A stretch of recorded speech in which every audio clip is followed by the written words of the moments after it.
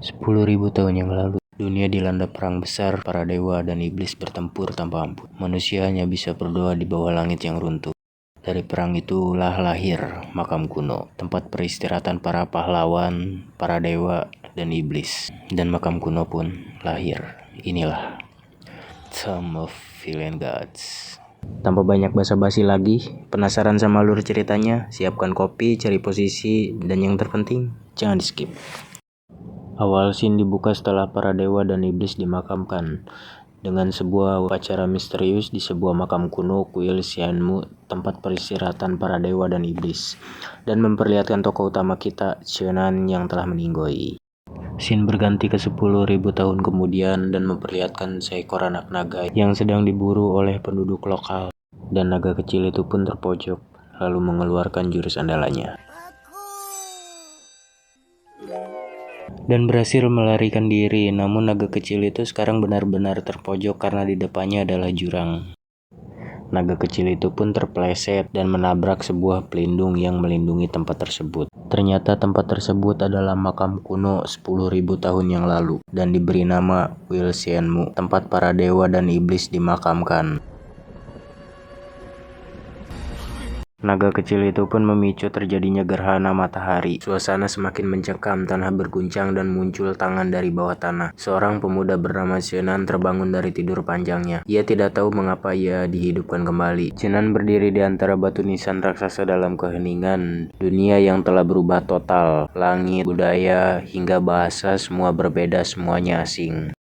Dan terlihat seekor naga kecil yang ketakutan karena melihat Cheonan. Ia berlari sampai menabrak batu nisan.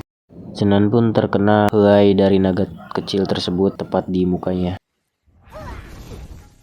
sehingga membuat Cheonan kesal dan berniat untuk memanggang naga kecil tersebut. Naga kecil itu memohon untuk tidak memakannya. Cheonan pun menuruti apa kata naga kecil itu. Namun sebagai gantinya, naga kecil itu pun harus menjelaskan tentang apa yang terjadi saat ini, lalu menanyakan tentang ibu kota Huayang. Naga kecil itu pun seketika terdiam sejenak karena Cheonan menanyakan tentang ibu kota Huayang yang telah menghilang 10.000 tahun yang lalu.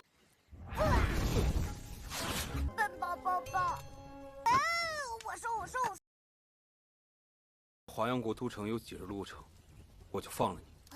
开玩笑啊！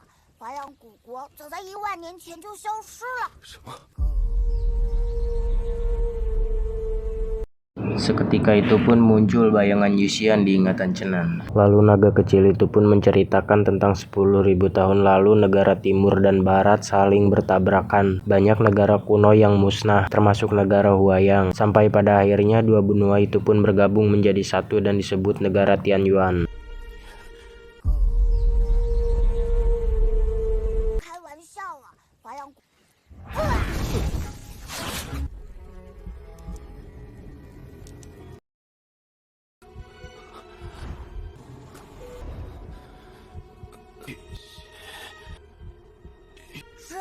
东方大陆和西方大陆地动哗变的时候动荡的太厉害，很多古国一下子就没了，包括你说的那个华阳古国。现在这里叫做天元大陆，这都不知道。你是哪里来的远古人？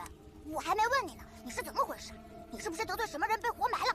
Karena naga kecil itu melihat Cheonan seperti orang kebingungan, naga kecil itu pun bersedia untuk mengenalkan dunia baru kepada Cheonan. Naga kecil itu pun memperkenalkan namanya adalah Dongdong. Mulai saat itu mereka jadi berteman dan berpetualang bersama. 你我缘分一场，同是天涯孤独客。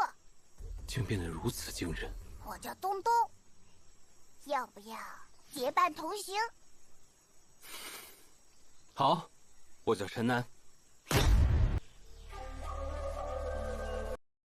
Cheonan dan Dongdong pun memulai perjalanannya, melewati tebing yang curam, lembah naga, sampai mereka tertidur berdua. Sampai pada akhirnya, langkah mereka terhenti di tepi air terjun. Tanpa sengaja, Cheonan dan Dongdong pun dikosewa alias labu atau tergelincir jatuh ke bawah.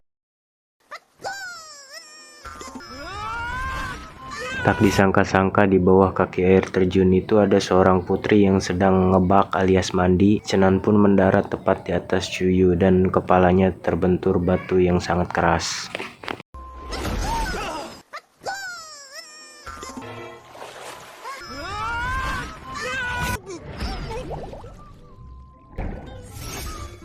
Setelah terlempar cukup jauh, Chenan pun membenarkan tali abadi Tsuyu. Namun dari arah belakang, Chenan terkena tampolan tepat di mukanya. Sialnya tak cukup sampai di situ. Chenan menabrak pengawal Putri Tsuyu yang badannya 2 kali lipat lebih besar darinya, bernama Hwakian. Tanpa banyak basa-basi, Hwakian pun mengangkat Chenan dan ngebabitkeun si Chenan alias ngalungkeun sampai terlempar sangat jauh. Pertarungan pun tak terhindari lagi. 有话好好说。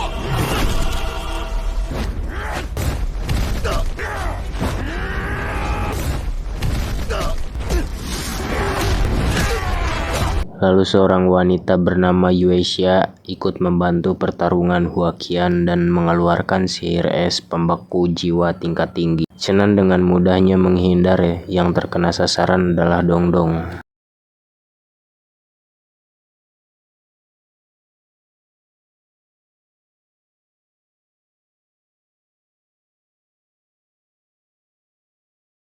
Chenan pun berhasil memojokkan Yueisha dan mengarahkan sihir pembeku jiwa itu kepada Hwakian.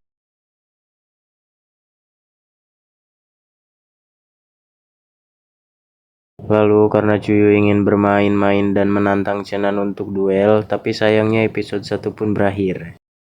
Itu dia alur cerita film kali ini. Hampura jika ada kesalahan dan ulah lupa tulis pendapat kalian di kolom komentar ya guys ya. Jangan lupa juga buat subscribe dan like video ini agar terus berkembang.